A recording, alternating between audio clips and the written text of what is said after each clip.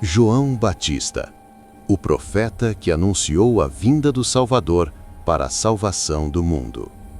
No final do século I a.C., por volta do ano 6 a.C., em uma era de profundas turbulências e anseios messiânicos, a Judéia era uma província romana marcada por ocupação militar, impostos altos e uma tensão constante entre o povo judeu e as autoridades. Herodes, o Grande, havia morrido recentemente e seus filhos governavam regiões fragmentadas sob supervisão de Roma, enquanto o mundo judaico fervilhava com esperanças ardentes por libertação. Roma impunha sua autoridade através de governadores como Herodes o Grande e depois seus filhos, e o Templo de Jerusalém funcionava, mas muitos sentiam que a religiosidade oficial estava distante da vida cotidiana. Impostos eram coletados com rigor, soldados patrulhavam as estradas poeirentas e havia uma espera ansiosa por algum tipo de libertação, deixando almas sedentas por verdadeira justiça. O povo comum sofria com impostos pesados, injustiças sociais e uma religiosidade ritualística que muitas vezes parecia distante da essência divina, criando um caldeirão de tensões e expectativas. Foi nesse mundo real, de poeira, suor e incertezas políticas, nesse coração da Judéia sob o jugo opressivo do Império Romano, que nasceu João Batista, uma figura que se tornaria o arauto apaixonado de uma nova era espiritual, tocando os corações com uma urgência que ecoava como um chamado divino irresistível, despertando multidões com uma mensagem como uma espada em chamas, expondo pecados e chamando todos ao arrependimento. Seus pais, Zacarias e Isabel, eram idosos e sem filhos, uma condição que na tradição judaica era vista como uma aflição profunda, e como muitos casais sem filhos naquela época carregavam o peso social da esterilidade. Zacarias, um sacerdote da divisão de Abias, pertencente à classe sacerdotal, servia no Templo de Jerusalém em turnos regulares, quando um anjo lhe apareceu durante o incenso, anunciando que Isabel conceberia um filho que seria cheio do Espírito Santo desde o ventre. Incrédulo, Zacarias foi silenciado até o nascimento da criança, uma visão que o deixou mudo até o nascimento do menino. Quando o menino veio ao mundo, o nome João, que significa Deus é gracioso, foi escolhido por inspiração divina, contrariando as tradições familiares. Insistindo no nome, algo que surpreendeu a família, pois não seguia a tradição de nomear em homenagem a parentes. Esse evento causou espanto e emoção entre os parentes e vizinhos, que sussurravam com lágrimas nos olhos. O que será deste menino? Os vizinhos comentavam e a história se espalhou pela região montanhosa da Judéia.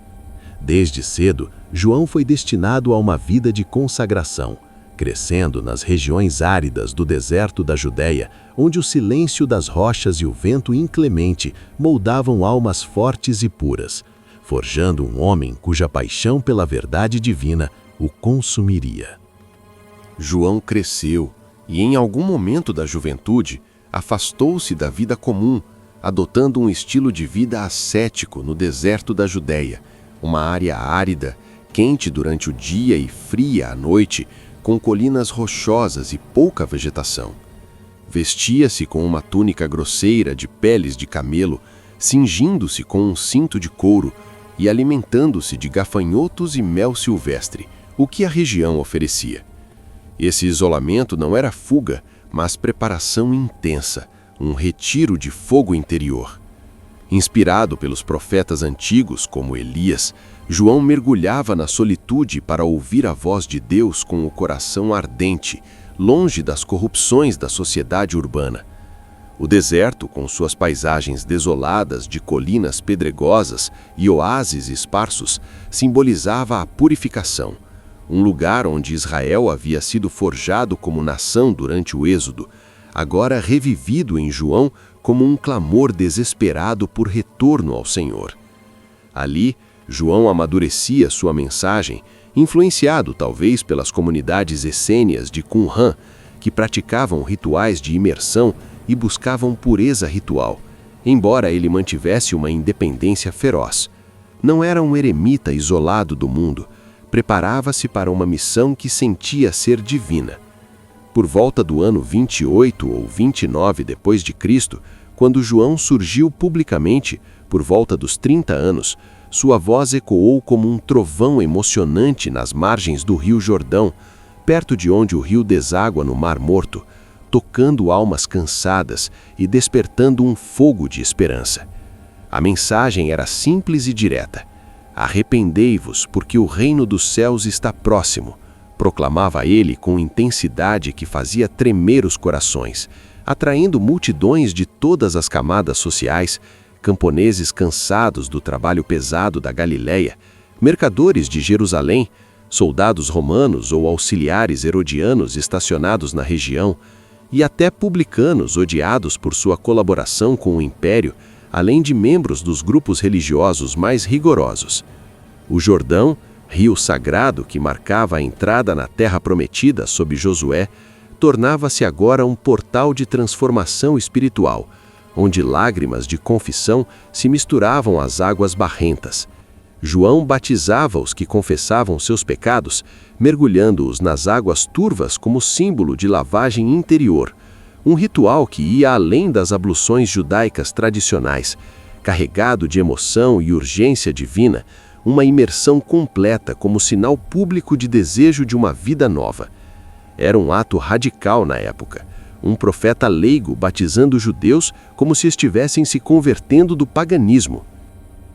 Sua pregação era direta, sem floreios, cortando como uma espada as hipocrisias da elite religiosa, fariseus e saduceus, a quem confrontava a compaixão flamejante. Quando via fariseus e saduceus aproximarem-se para serem batizados, talvez por curiosidade ou para manter as aparências, João não hesitava em confrontá-los com palavras duras. Raça de víboras, quem vos ensinou a fugir da ira futura? Produzi, pois, frutos dignos de arrependimento, e não presumais dizer em vós mesmos, temos por pai a Abraão. Porque eu vos digo que Deus pode suscitar filhos a Abraão destas pedras. E também já está posto o machado à raiz das árvores. Toda árvore, pois, que não produz bom fruto, é cortada e lançada no fogo. Essas palavras ecoavam com uma intensidade que expunha o povo rebelde, chamando-os à verdadeira conversão, não a uma confiança vazia na linhagem, mas a uma mudança profunda que brotasse em ações de justiça e misericórdia. Não bastava a descendência ou os rituais, ele exigia mudança concreta de vida. Ele exortava com fogo no olhar. Aos publicanos, não cobrem mais do que o estipulado. Aos soldados, não extorquem ninguém, nem façais extorsão, nem deis denúncia falsa, e contentai-vos com o vosso soldo.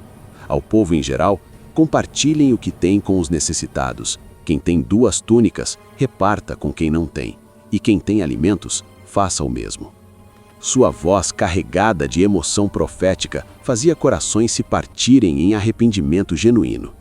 Foi nesse contexto de fervor espiritual que ocorreu o encontro pivotal e profundamente tocante com Jesus de Nazaré. Um dia, entre a multidão que se aglomerava nas águas barrentas do Jordão, aproximou-se um homem simples, carpinteiro da Galileia, vindo de Nazaré. João, dotado de discernimento profético, reconheceu nele imediatamente o Cordeiro de Deus, aquele que tiraria o pecado do mundo, e seu coração se encheu de humildade reverente, como alguém maior. Eu é que preciso ser batizado por ti, e tu vens a mim? Protestou João com voz trêmula de emoção, sentindo-se indigno até de desatar as sandálias de Jesus, tentando recusar. Mas Jesus insistiu com ternura e calma. Deixa por agora, porque assim nos convém cumprir toda a justiça. Relutante, mas obediente, João consentiu, aceitou e imergiu Jesus nas águas, batizando-o. No momento em que Jesus emergiu, saiu da água, os céus se abriram em glória. O Espírito Santo desceu visivelmente como uma pomba, e uma voz celestial proclamou com amor infinito: Este é o meu Filho amado, em quem me comprazo. Esse batismo marcou o início do ministério público de Jesus, selando a transição de João como precursor para o Messias prometido, um momento de emoção divina que deixou João com o coração transbordante. Para João, foi o ápice de sua missão. É necessário que ele cresça e que eu diminua. A partir daquele momento, o ministério de Jesus começou a ganhar força, e João passou a dizer aos seus discípulos a mesma frase.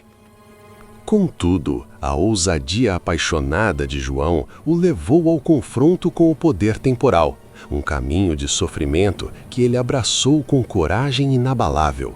A pregação direta de João não ficou sem consequências.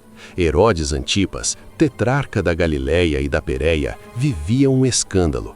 Havia se casado com Herodias, esposa de seu irmão Filipe, violando a lei mosaica, uma união considerada ilegal segundo a lei judaica. João, sem medo, denunciou publicamente com voz trovejante: "Não te é lícito possuí-la." Essa repreensão enfureceu Herodias, que tramava vingança. Herodes, fascinado pela integridade de João, mas temendo sua influência popular, mandou prendê-lo e levá-lo para a sombria fortaleza de Maqueronte, um palácio-prisão encravado nas montanhas áridas a leste do Mar Morto. Lá, João permaneceu por meses, recebendo notícias através de seus discípulos e até enviando uma pergunta a Jesus, questionando com humanidade tocante: "És tu aquele que havia de vir, ou esperamos outro?", revelando sua vulnerabilidade e humanidade em meio à dúvida. O fim veio de forma trágica e inesperada, um martírio que coroou sua vida de fidelidade. O fim chegou durante uma festa de aniversário de Herodes, um banquete opulento no aniversário de Herodes.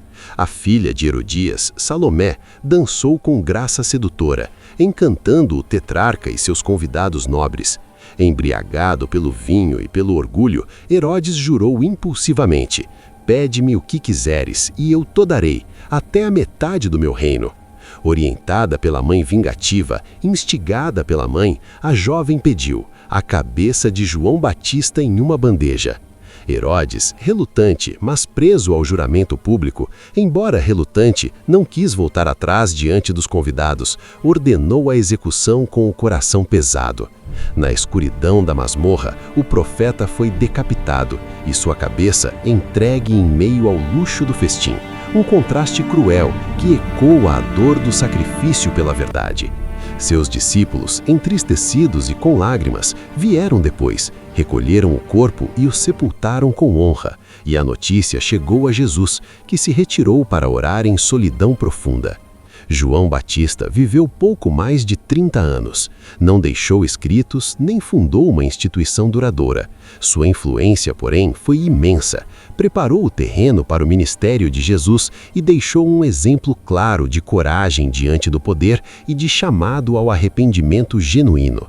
O legado de João Batista transcende sua morte violenta, ecoando através dos séculos como um farol de verdade e coragem que ainda emociona e inspira.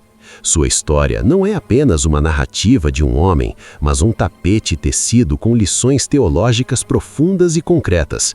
Primeiramente, João exemplifica o chamado ao arrependimento. Sua pregação enfatiza que a verdadeira mudança começa no coração, não em rituais externos, convidando-nos a confrontar nossos pecados e virar as costas para o mal, preparando o caminho para a graça divina com uma urgência que toca a alma, ensinando que o arrependimento não é apenas sentimento, mas mudança visível de comportamento. Teologicamente, ele representa o papel do precursor, o último grande profeta do Antigo Testamento e o primeiro a apontar diretamente para Jesus como o Messias prometido, cumprindo a profecia de Isaías 43, voz do que clama no deserto, preparai o caminho do Senhor, mostrando que o Antigo Testamento aponta para o Novo e que Jesus é o cumprimento das promessas de Deus. Outra lição é a da humildade profética. João reconheceu sua limitação diante de Jesus, ensinando que o verdadeiro servo de Deus não busca a glória pessoal, mas direciona os olhares para o Salvador com emoção reverente, mostrando o modelo do servo que aponta para outro maior. Seu batismo de Jesus destaca a doutrina da Trindade, Pai, Filho e Espírito Santo manifestos em um momento unificado e glorioso, revelando a natureza divina de Cristo e a importância do batismo como sinal de obediência e identificação com Deus, marcando o início da nova aliança. Além disso, a confrontação com Herodes nos lembra da tensão entre o reino de Deus e os reinos deste mundo. A fidelidade à verdade pode custar a vida, mas traz recompensa eterna, ecoando o martírio como testemunho supremo de amor, recordando que seguir a verdade pode ter custo alto neste mundo, mas faz parte do plano maior de Deus. Por fim, João nos ensina sobre a soberania de Deus em meio ao sofrimento. Mesmo na prisão e na morte, sua vida cumpriu um propósito divino, inspirando gerações a viverem com integridade em tempos de opressão, tocando corações com sua paixão inabalável. Sua história, gravada nos evangelhos, continua a desafiar com emoção. Em um mundo de desertos espirituais modernos, seremos vozes clamando por justiça e renovação? João Batista permanece como uma figura real e desafiadora. Um homem comum que, em meio à ocupação romana e às tensões religiosas de sua época, ousou falar a verdade e preparar o caminho para algo maior. O último profeta do Antigo e o primeiro do Novo, nos convidando a mergulhar nas águas da fé, emergindo transformados, com o coração ardente pelo reino que se aproxima. Gostou do conteúdo? Deixe seu like, inscreva-se e ative as notificações para receber mais dicas.